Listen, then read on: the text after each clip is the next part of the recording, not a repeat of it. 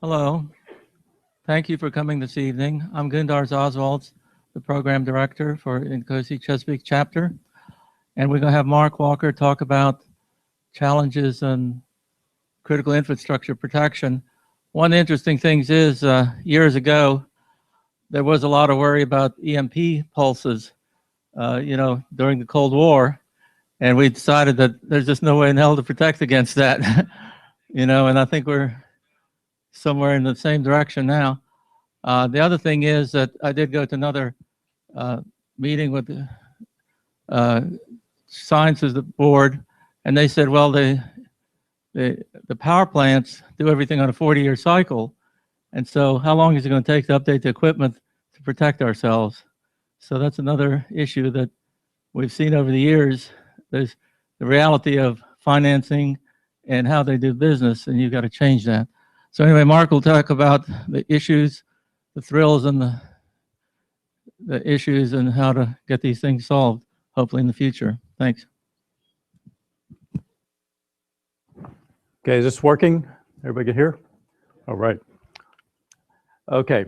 Yeah, this is going to be a combination of a kind of a status of where we are in the CIPR working group, number one, and then get into some of the challenges, obviously, of what we have ahead of us. I'm fortunate also to have Chuck Manto here from the InfraGard's EMP Special Interest Group, and also John Organic, who's from EIS, who has some documents. So we'll talk a little bit more about some of this information and where our system engineering help is needed, okay? So I'm going to go over give a background. I'm not sure how many people were here about a year ago when I gave the first presentation. Okay, so we got a fair number that haven't. So I'm going to go kind of a high-level overview of what it's called Special Critical Infrastructure Protection and Recovery CIPR working group's all about. Then we'll go a little bit of what we completed last year. Go over what happened at the IW, because we had a lot going on out there. We had about 3 days worth of meetings, and then get into some of our objectives for next year, and a little bit about what the Chesapeake chapter can do and getting more directly involved in doing some things related to system engineering on this. This is kind of like the quick overview statement of what we're talking about. Basically, critical infrastructure, our concerns are anything will knock the power grid out for more than a month. And the three major ones I'll briefly go over. This is very critical, very serious issue. Some of the estimates are that 80 to 90% of the population, depending on which one we're talking about, could die within about the first year or so. So that's how bad these situations are. I'm going to have 3 quick charts on kind of like the 3 major ones. Obviously, the coronal mass ejections from the sun are one of the serious ones. In effect, what we're saying here is that if the Earth is in the orbit of one of these ejections, and we have these a lot because we always get the aurora borealis that happen, and these are typically from smaller ones. But yet we've still had several failures of the power grids.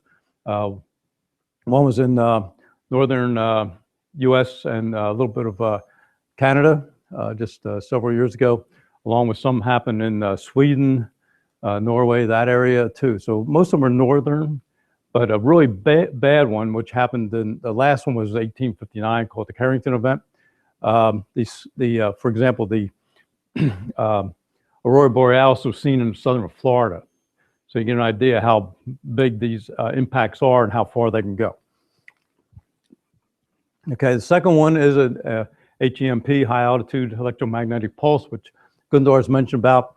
DOD has been very involved in this, as probably you know. But the first 2 that actually happened, one was what you may know of, that was called the Starfish Prime, which was a high altitude, one of our experiments with the nuclears at that time, but it impacted Honolulu, which was 1,300 kilometers away. But the Russians did the same kind of testing, and they had major power outages as well as equipment failures. And so that resulted basically in the ban on high altitude testing. This diagram in effect shows the kind of radiation that can happen, a little bit on how gamma rays come down and get spread around. And so it gives you a little bit of information on what that means. But there's a lot more. DoD, again, has been working this ever since that time period. And there's a lot of information on that specific. But that is still different than the solar flare. So there's a lot of difference. And there's 3 different kind of emissions that come out, called E1, E2, and E3s. And they're all, but they're all very quick. Like the E1 is in the nanosecond range, E2 is in the, and these are fairly high powered. E2 is in the microsecond range, and the E3s are in the second to 2 second range. So anyhow, not too much more on that. Okay, the third one is, as we probably all, I'm sure, aware, is the cyber attacks that are happening. And this is the concern here. This is obviously a very different than the other 2. It's the problem with getting control of equipment. And this is any kind of equipment that like generators are especially concerned with. There's actually been experiments that actually show you can take one of these big power generators, and if you can get control of it, you can actually blow it up by creating fast changes to the spin rates or higher spin rates than what normally would be done, and take out any kind of pumps. I mean, these can be oil pumps, pumps for the oil lines that we have throughout the United States and other places in the world. And there's what's called SCADA systems, or the ICS systems, that are industrial control systems that control buildings as well as equipment. And that's a very big concern because of the security issues, primarily not being followed or not being implemented to really protect those kind of equipments. And I'm sure there's some super experts in here way beyond what I know about that. Okay, so anyhow, that's the 3 main ones. There's a couple others, high-powered RF weapons, basically, and some others that fall into that, but they're a little more pointed at the problems. Okay, so this is a little background on CIPR, critical infrastructure. And long story, whoops, hit the wrong button, sorry. Long story short is that what we're trying to do initially is just make everybody really much more aware of this. Very little involvement in system engineering has happened, and what happened, Chuck Manto and I got talking, and Chuck is the chairman for the Electromagnetic Pulse Special Interest Group, and he's been working in this area for at least 5-10 years, and as a chairman also. And he said one of the key things that they need is help from the system engineering community, heavily involved or concerned with modeling, as well as a lot of other things we can do related to architecture and the things we do as a system engineer, scenarios development, requirements development, stuff like that. Of course, one of the key things is we have to stay unclassified. We're an international organization, so we have to be very aware of that level that we can go where we can't go any further. And so that's one concern we have. So the idea here is that in the bottom, where basically we would try to provide products, maybe we've already produced them, articles and documents, as well as support to communities and other organizations like InfraGard, EMP SIG, and potentially some level of solutions, but that's where we may have to watch how far we would go. Okay. This is a diagram I put together when Chuck and I were talking a little bit about, and this is kind of like a high-level context diagram to give you an idea of some of the documents, and this nowhere near covers all of them, but at the high level, there's this what's called Presidential Directive 21. That's the one that identifies the 16 critical infrastructures. Power is only one of them, but communications, water, food, and others. And I have a list, another chart later that'll go over all of them. And then we have mandates and information. For example, that's the National Space Weather Strategy and Plan and others information they've come out for, and that's related to the solar. Obviously, we have industry and standards, a lot going on in that area. Several different organizations, ISO, NIST, and others that are putting out types of standards that actually relate to this very closely, if not directly. obviously technology, stakeholders, and then scenarios for the 3 different kinds, and of course that. But the key thing here is that when you start thinking about it, even though we have the 16 infrastructures and the domains that they're related to, we also have this overarching governance that's very focused on all the, not only government organizations, because DOD, DOE, a whole myriad of government organizations are involved. You also have the companies and other big companies and others that will also be directly involved in this too. So the ability to not only focus on individual domains and infrastructure, but also how they communicate with each other, and how do you get one going versus the other. A big discussion, and we'll talk a little bit later about well, actually not getting too much. Some of these books go into that more, but black start is a big issue of and how do you make sure you don't. And black start means if everything, your power system is totally wiped out or at least shut down, how do you get it going again? Because you need energy in order to get it started again. So where's the energy coming from? So you have what's called potentially microgrids or something in that range, or maybe water, dams and other sources that can produce power. Even if they have been shut down, they can start themselves up versus oil, focused, or coal or others. But there's a lot of discussion about which ones. And actually one of these books here, and I'll talk a little bit more about them, actually talk a lot about that. Now, one other thing I wanted to mention here is that when you start thinking about these domains and how many systems are involved in these, just the power, I don't know, has anybody read the book that Ted Koppel sent out or just produced last year? It's called Lights Out. Anybody all? Okay, well that's actually a very good book. But one thing it mentions in there, and I've also seen a different number, but there's at least 3,000 companies, and I've even heard 6,000 different that are involved just in the power generation, transmission, and distribution. They kind of break them into 3 groups. So you just think about how many companies are involved, and then how many systems relate to those companies, whether they're software, hardware, whatever else. So just one of the domains is tremendously complex.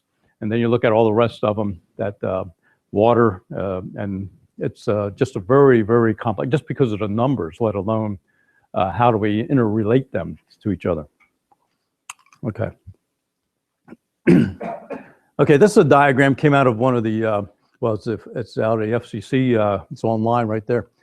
This is one of the diagrams where I think we have to put our system thinking hats on and start creating some more solid system engineering documents, architectures, and other high levels, as well as maybe potentially doing some modeling and trying to get to that level, because that's one thing that InfraGard would like us to do, is start helping in the modeling world, along with other areas in system engineering. This only shows 8 of the 16 different infrastructures, but and it's only shown part of some of the interrelationships too. But it's a good start, at least. It's something we could use to really go beyond and really create a real diagram that would actually start being out of our model-based system engineering tools and other things like that we could actually use to create that. Okay, so those are our challenges here. I'm going to go over this rather quickly, but our first challenge basically is understand what this problem is, or what these problems are. In a lot of respects, there are multiple problems. And then start looking at how would we apply system engineering thinking to help solve these problems. And we're still in pretty much the awareness world, where we're still trying to get everybody to understand this is a super seriously critical problem. Maybe not quite so much for the gray hairs in here and for a number of you here, but your kids and your grandkids and the younger people in here, there's a very high probability this one of these major, like for example, a solar flare will hit the Earth. Okay, one example, well, one we just missed, I don't know if you remember this or not, but in July of 2012, the Earth missed one of the major solar flares that would have really put us back into the dark ages by a week. It actually went across the path, the orbit of the Earth, but we were only a week off from getting hit. So you get an idea of how we could be in serious trouble right now, or maybe not even here at this point, if that would have hit us. So this is why this is so serious. And we could go into the nuclear side of too. There's issues obviously related to North Korea, Iran, and as well as, you know, you look at our real major ones like China and Russia and others. So that's a big issue too. And of course, as we know, cyber is getting to be more and more of a problem. Okay. So bottom line of that is really needs system engineering support, system thinking, and how do we really apply that? And we'll talk a little bit about these books here in a minute related to that. Okay. So anyhow, this is a quick overview, a lot of stuff on here, but this is what happened last year. Well, actually, I shouldn't say last year because the first one up here is just a few days ago. INCOSE got in the news on this specific topic. In the engineering news record, which is an online engineering document and website,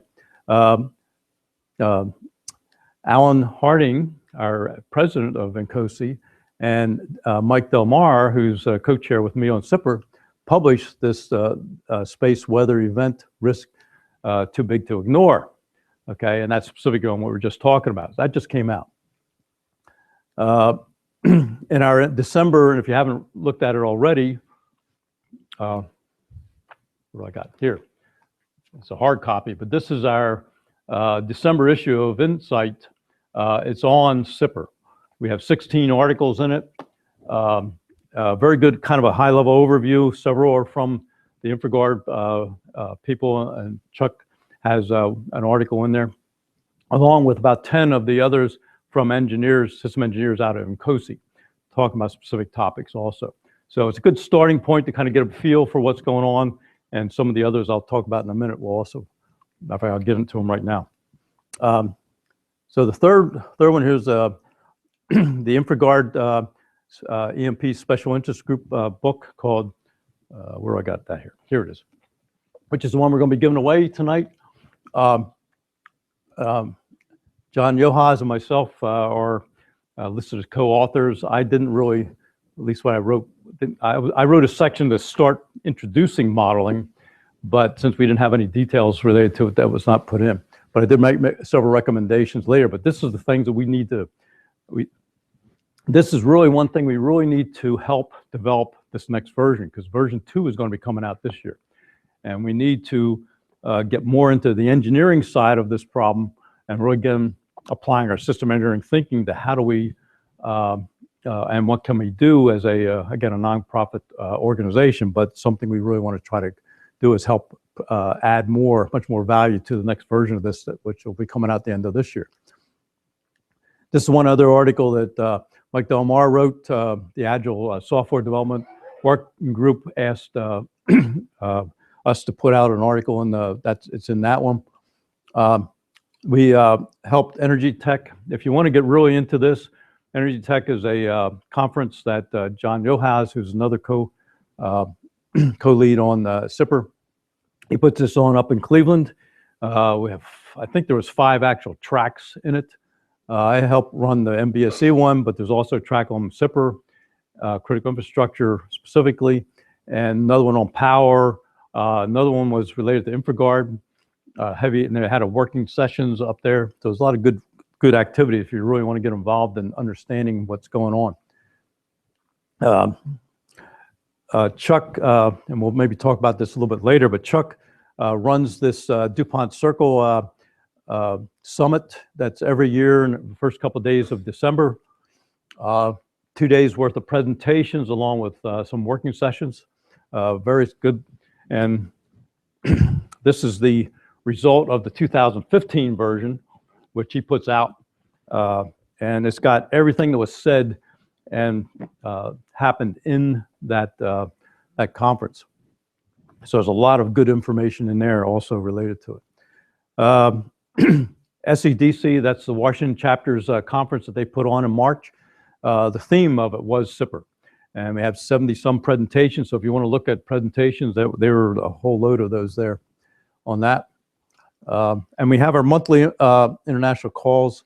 There's pretty much every month. Matter of fact, we have one tomorrow. And of course, presentations like this one. We try to get down to the chapter level. And I'll talk a little bit more about that next, or a little bit later. Okay, now, what happened at our IW this year? First thing we did is we gave a lot of presentations. Obviously, we were actually had meetings for 3 days, solid. I mean, we started at like, well, 8:30, 9 o'clock, and went till 5, 6 sometimes. So we talked to, and as well as INCOSE leadership, there was actually one session with Gary Roller and some others. I wasn't in it. I was still running the other meetings at the time, and Mike went to that. But so anyway, INCOSE leadership is very interested and involved in this. We had 10 meetings, hour-long meetings with the 10 other working groups listed there. Steve Sutton, who's here, is in the anti-terrorism working group, so we had a session on that. We have system of systems now very much involved, power and energy, oil and gas. There's infrastructure one, there's also transportation, just started up. Oil and gas actually just started up too within INCOSE. And complex systems have been involved, but they're, a matter of fact, Jimmy Everett, he's an APL employee also, he runs that one. And resilience. And we're expecting a few other working groups need to be involved too. We started their 2017 planning. That'll actually be the bullet list here next. We also have a lot going on with international. We actually have about 7 to 10, depending on how you want to count them, other countries involved in this too. And we had very strong representation from UK, France, and India at this last presentation sessions we had. So we have a lot of people worldwide that are very concerned with that. Actually, I want to miss with South Africa. They're also very involved in this. And they've had solar flare impacts to them also. So it happens in the Southern Hemisphere also. And I'm going to talk more about this one, my last chart, which is getting our chapters. We're trying to now move forward and get chapters more directly involved in the local support that can be done to our own communities. I'll do that. I'll talk about that a little bit later.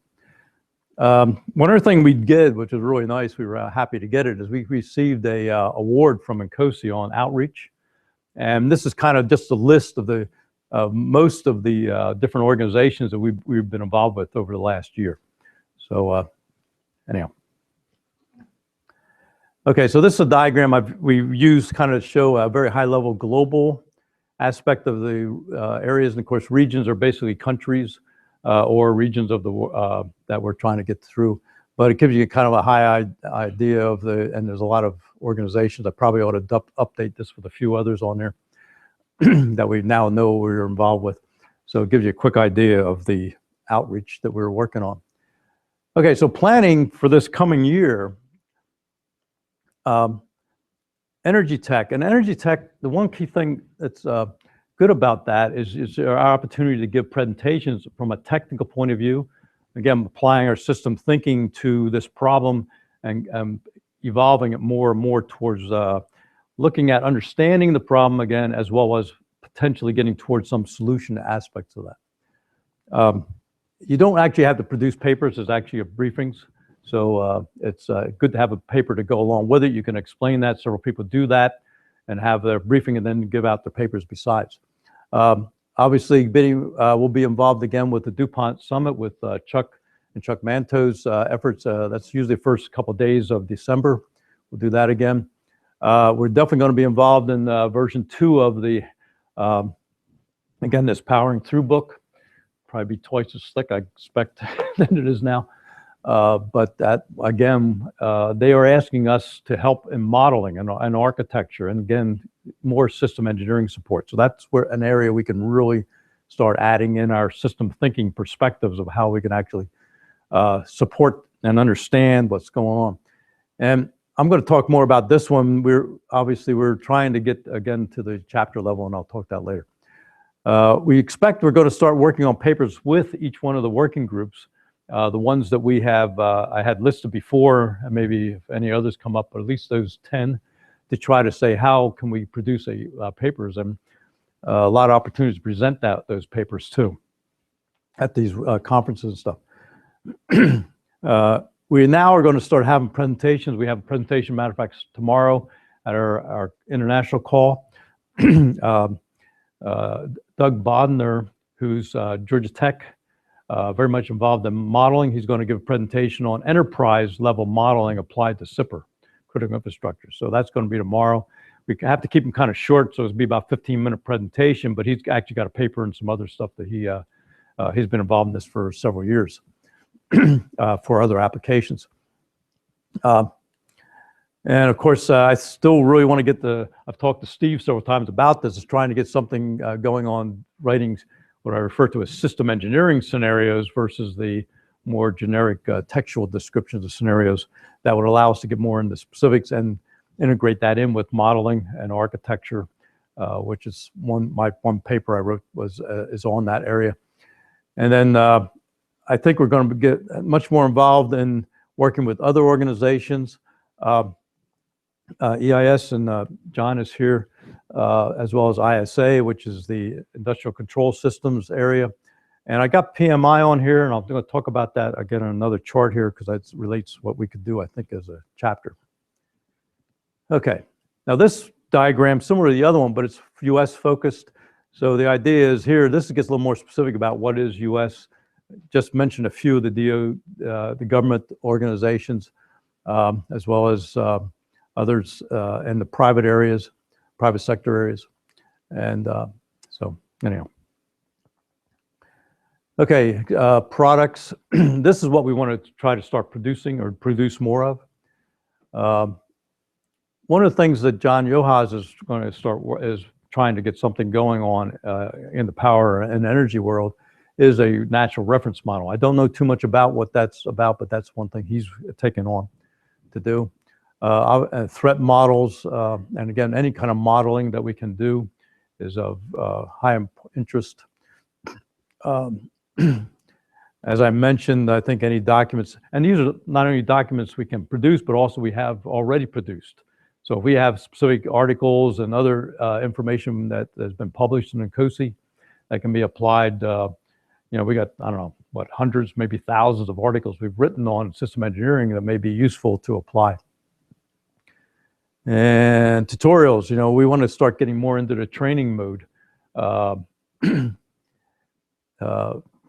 anyhow, we haven't got there yet, but that's one of the areas we want to eventually get to. This is, in some respects, a training session, if you want to call it that. But anyhow, and obviously we want to get into what we can do, which is going to be in the non-sensitive area, which is going to definitely restrict us of what we can produce.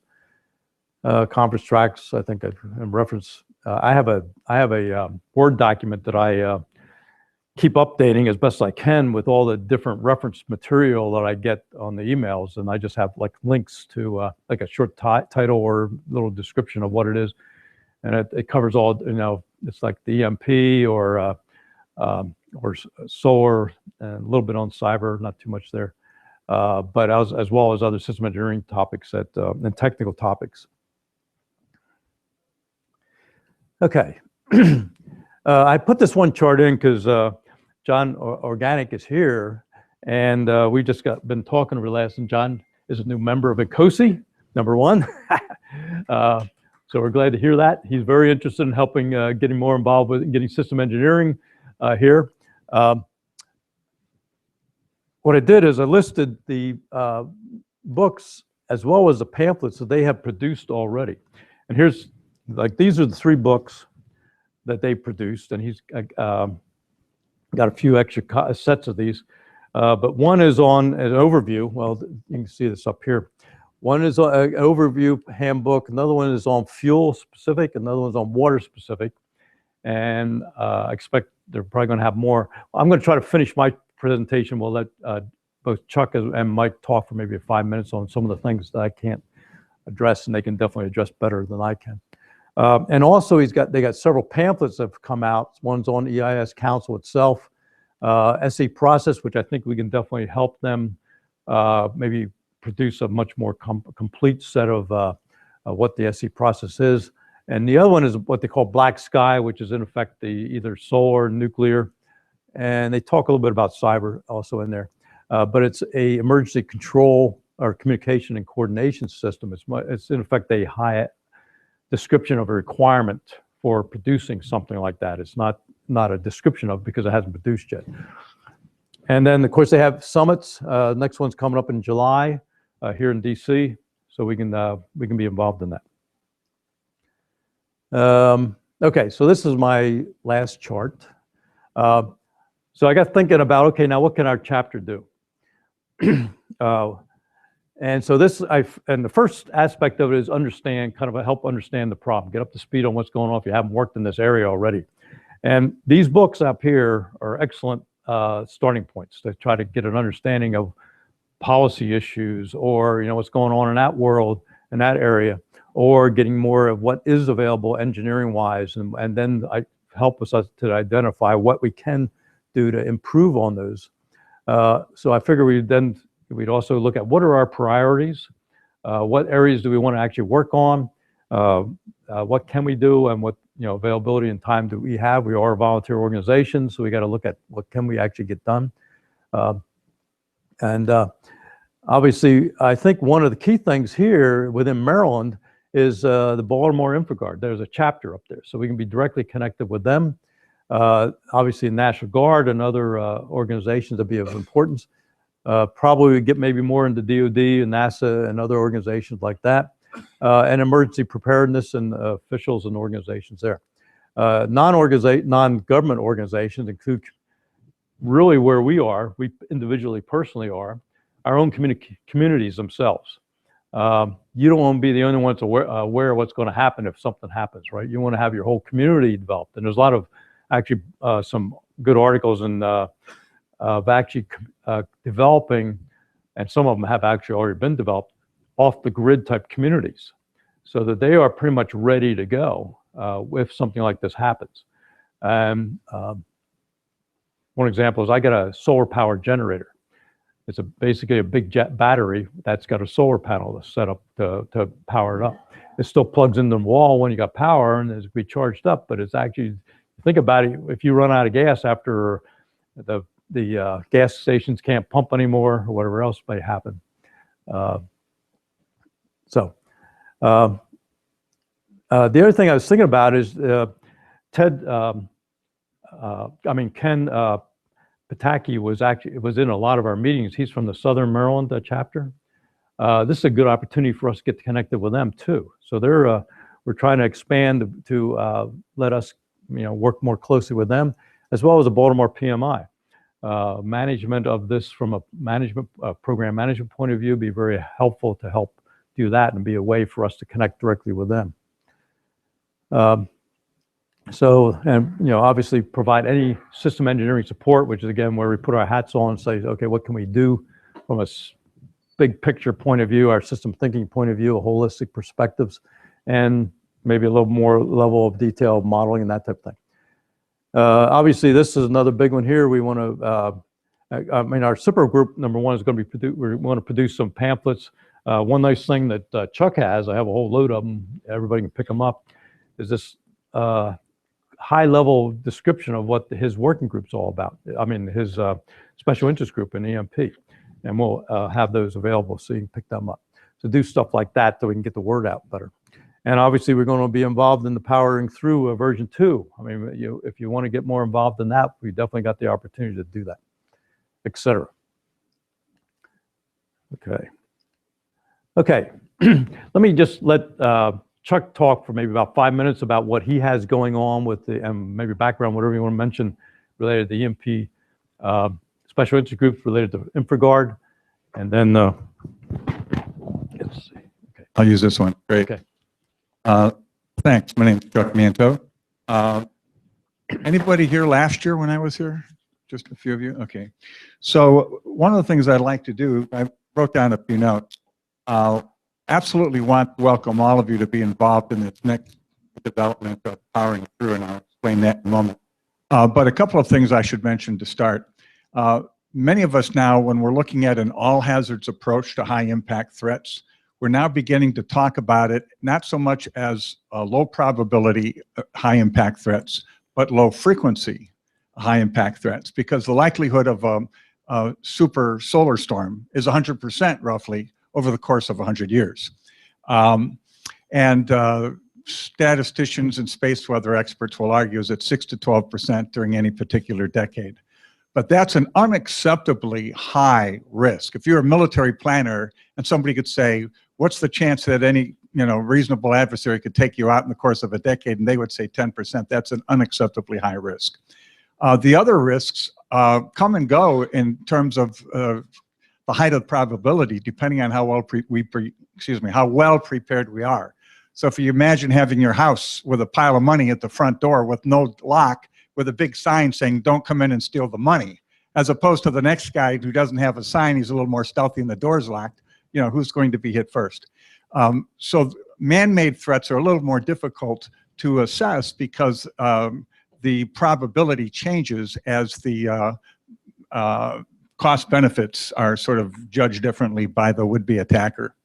But a couple things I should mention in regards to this and where you could fit in. First of all, how many of you are corporate folks in terms of like private sector? Can I just see us raise of hands? How many are like labs and academic kinds of folks, government folks, independent and retired? Okay, that's including the independently wealthy. If you're retired, you're independently wealthy now, right? One of the things we're wishing all of you to be welcome to do is to participate in the next production of this. The Powering Through book was an attempt to get people from all infrastructure areas to begin to look at how do we begin to tackle this problem that seems so overwhelming. And this is just scratching the surface. Last year, we had a weekly phone call of 20, 30 to 40 people working through these issues. This year, we're wanting to set up maybe 4 weekly calls so we can go into a lot more detail. In fact, the next year's book probably won't come out for another 1.5 years or so we can get all of the right folks involved.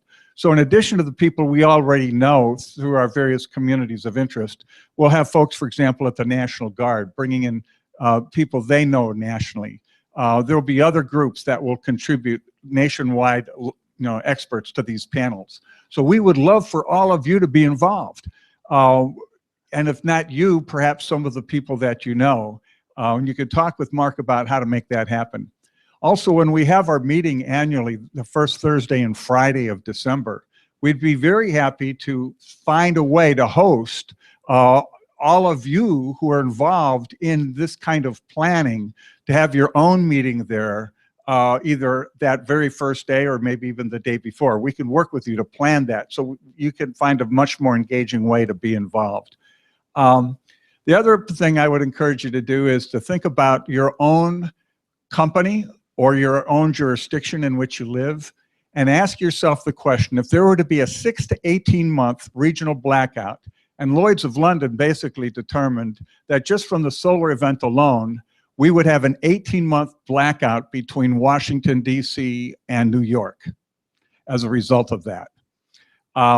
What would you do to make your own institution more viable in an event like that? Do you know what the National Plan for Hospitals is? I'll just give you just that as an example. Just anybody know what the National Plan for Hospitals are? Well, we have a default unintentional plan based on every facility. The way a hospital works is within hours of not getting water, they have to close. If they can't get their generators refueled, which they might have 2-3 days of fuel on hand, if the refineries are down and no more fuel's coming, they must evacuate. And that's a very sensible thing. And they practice how to evacuate in an orderly fashion. And that works 99% of the time.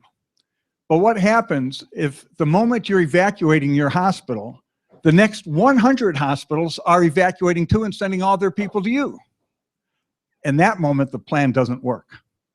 And what that means in our country is we have a plan for hospitals in events like this. And our plan, our default plan, is this. At the moment we need hospitals the most, we are 100% committed to shutting them all down. And maybe some of the people will feel, well, that's okay, we don't need those sick people anyway. They're a bunch of parasites. Some societies have actually made statements like that from time to time. But I don't think that's a smart way to go, especially for me and my friends and my family, number one. But number two, I think it's a great American icon. Many of you understand critical infrastructure in depth and are folks involved with the defense critical infrastructure and so on. Most of America has never been inside that kind of infrastructure, but everybody's been in a hospital. And if we want to communicate the need for your work, all we have to do is do that, and we could go a long way. This last year, another group like INCOSE we brought to the table was the Society for Disaster Medicine and Public Health. And very much like the rest of us, when hospitals think about these issues, they think, what do I do with my doctors? And how do I get the nurses? And how do I make certain they come to work? But they haven't thought through their entire supply chain. And they haven't thought through their environment, like water, communications, and power. So what do we do for that?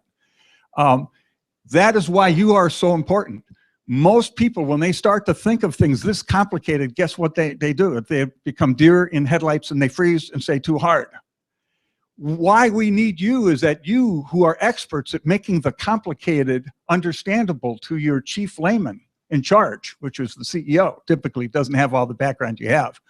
If you can make really complicated things understandable to your CEO and your board, you can actually go to community and begin to simplify things, to say, there's a simple way to approach this. Maybe it's triage. Maybe a third we don't even think about. It's too hard. Maybe there's some things that are really, really simple to do, cost almost nothing, but there's some other things we have to do piece by piece and chunk it up. That's what we need you to do. Because a lot of other people, especially in industry and in government, would say, this is just way too hard. So this is just an appeal for all of you to take your desire to make complex things simple, understandable, and workable to join us on this. And that's would be my 5 minutes. And if you have any questions, I'll be glad to take them. And I have a few copies of these if you need to buy them at basically half price. I've got a few of those that I'm lugging around. And thank you very much. Okay, this is John Organic. He's from EIS. That's electric, and I have a typo on my book. Sorry about that. Electric Infrastructure Security Council. Chuck is obviously more passionate and all than I am. I want to explain it a little bit. The EIS Council is a nonprofit. We get people together, bring them together, and coordinate on these major issues, pretty much the way Chuck does. We also we produce materials. We have materials here. Mark is very kind to have brought his. He carries them around everywhere that I don't carry them. But if you ever need any of those, if you leave a card or something, I'll ship them to you. And basically, as Mark pointed out, we've covered the basic black sky, we've covered the water, we've covered the fuel. The next iteration, and you're going to wonder, why are we talking to systems engineers? The next iteration is going to be a governance architecture. Because if anybody's really involved in this, they'll see that you assume that the federal government or the state government or local government, et cetera, know what they're going to be doing, how they coordinate and everything, how they dance around. Well, this would be a huge issue. And quite frankly, even at the local level, if you saw the after action reports on Hurricane Sandy, you'd see that there's a lot of coordination that gets missed, okay? And the coordination is the touch points between the various components, okay? We start talking in terms of systems engineering. We see things from our current perspective looking out, but we cannot imagine the ultimate. Now, Ted Koppel's book, Lights Out, there's also a book called The Black Swan. I don't know if anybody's read that. And it's I didn't realize that that was really going to happen. Okay, if you sit here and you think about a Hurricane Sandy or Hurricane Isabel or anything like that, you can start to make assumptions. But the ultimate assumption would be the power outage for 12 or 18 months. And what would happen to society, and how does the society decompose? Almost like your systems. Okay, so the first thing, a couple of things on, you have components, you have relationships, you have interdependencies, you have communications, all those little pieces that systems engineers like to work with. The one thing, though, that I would caution on to analyze, you probably want to decompose into components. and do your typical analysis. You know, a car's made up of the body and the transmission, the engine, etc. But in a situation like this, once you've taken a hit and your systems are hurt, how do you recompose and how do you put it all back together and compose that system to get it back? How do you put Humpty Dumpty back together? That is a really tough, complex systems engineering problem. You have stuff, complex adaptive systems. You've seen there's a working group on that. Okay, you also have emergent behavior where, gee, I didn't expect that to happen. And that kind of emergent behavior is what complicates things. So you may be putting a lot of resource into emergency power somewhere and then find out that you forgot about bringing chemicals into a water plant. Okay, now we go around, we have these meetings in the EIS Council, we bring people together, they discuss their examples. We also have committees for each, they're called sectors. I run the water sector. We have an electrical subsector. We're building up a fuel sector, working on a food sector, transportation sector. And each of the sectors do what we call a systems engineering approach. It's not like the systems engineering process maybe that you're familiar with if you're going to look for detailed mathematics and stuff. But this is kind of a high level, understandable. What are the goals? Who are the stakeholders, right? That's typical system engineering process. And then you get down to how do I operate? And how will I operate in a black sky type of environment? I need my internal requirements to be able to maintain a certain level of operation, and I need external requirements from other people, from the electrical, from power generation, maintenance, maybe need cyber experts to come in and clean up your systems, right? What's my supply chain? Chuck mentioned supply chain. Supply chain and supply chain analysis is critical to this. You got to go all the way back upstream to your tail and find out every place that something could go wrong when you go through and model it, okay? So these are very interesting to a person. I remember working in architecture situations and everybody kept saying, John, quit boiling the ocean. And probably many of you heard the same thing somewhere along the line. In this job, you're encouraged to boil the ocean, right, Chuck? I mean, you're told, go out and find this stuff and do it. So there's plenty of participation. Mark is a great leader. We sat there for 3 days over and over again with all people, the system of systems, people, the complex systems, people, the model-based systems engineering. All of these pieces, I think, will enter into this. Okay. So, great. Thank you. Okay. Just to sum up then, we have our working group, the CIPR working group. If anybody is not already on the aliases, and I have multiples because I overran what Outlook can handle. I got about over 200 people that so far get information of articles, information, as well as our meetings and stuff like that. So if you want to be on it, just let me know, and I'll get you on there. And there's no direct commitment, but at least if you want to be aware of what's going on, you can get that information. All these, I should say, are all really good background. Obviously start maybe with the INCOSE INSIGHT. Just reading through that, there's about 80 pages, I think, of all these articles. Matter of fact, Chuck's the first one after the introduction article, and then a whole load of other really good ones. And then all the rest of them, again, if you can want to get a hold of Chuck, he's got a few copies of this. Again, which are testimonies from congressmen and other leading experts in the fields that are working in the government areas, and the consultants and that type of thing.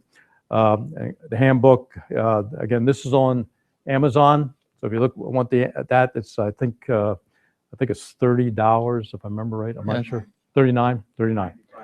Yeah, and obviously InfraGard and EMP-SIG is a nonprofit organization, and they use the money to help with other working sessions, workshops and stuff like that. So that's where the money goes, the profits that are made. Thanks, Mark. Okay. What we'll do is we'll do about 10 minutes of questions. We'd like to have the microphone so that then the people at home and ones that are recorded will hear you. So, Mark, one of the questions I have, I didn't see on your list was NIST.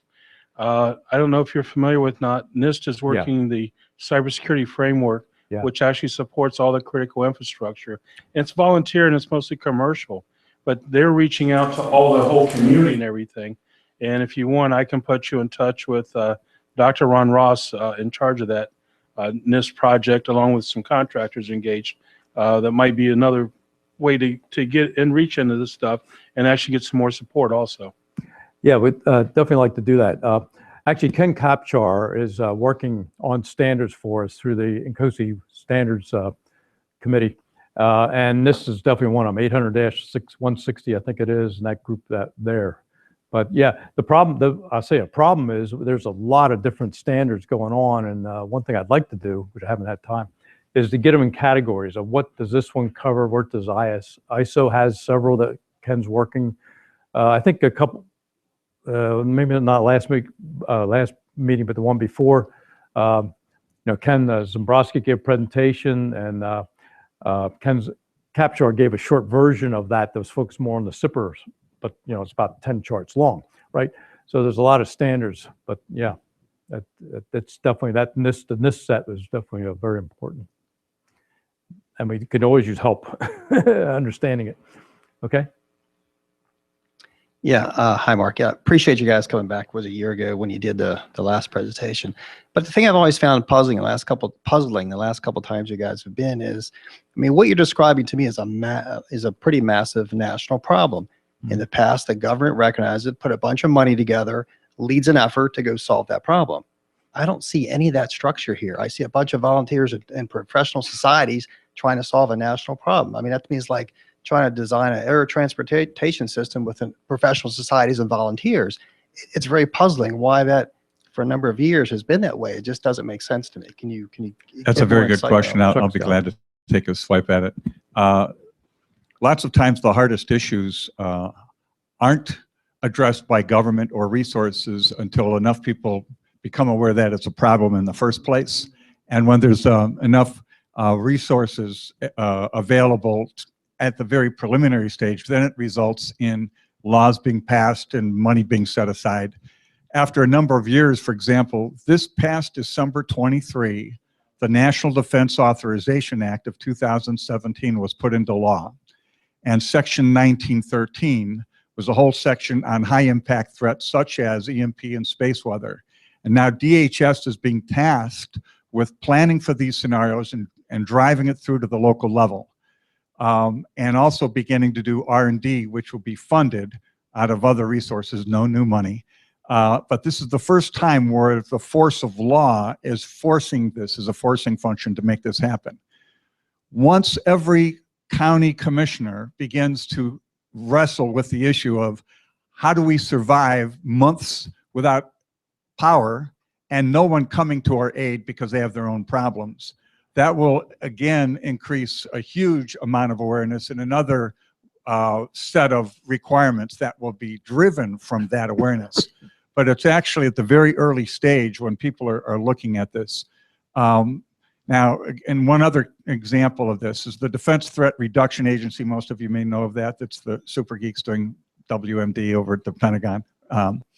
They actually came out with an RFP through the Small Business Innovation Research Program last year saying, we no longer count on any military base or defense critical infrastructure to operate any longer because most all of it is overwhelmingly dependent on vulnerable civilian power grids, which are not protected against drive-by high-powered microwaves or high-altitude nuke burst EMP and so on.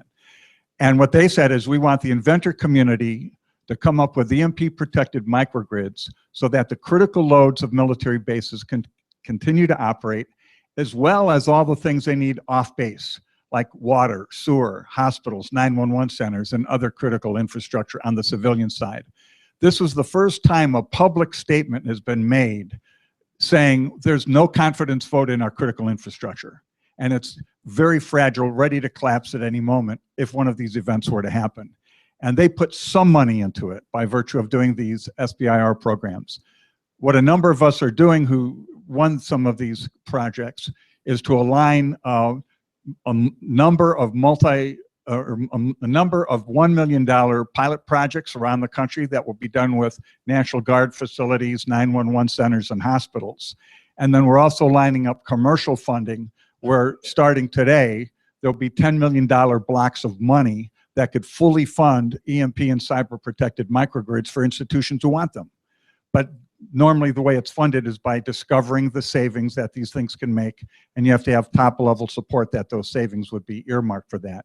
So now you're beginning to find funding because enough voices have been making the case. And I think you're at a watershed difference starting right about now.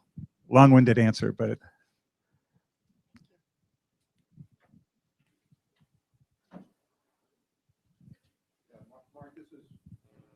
Can you hear me?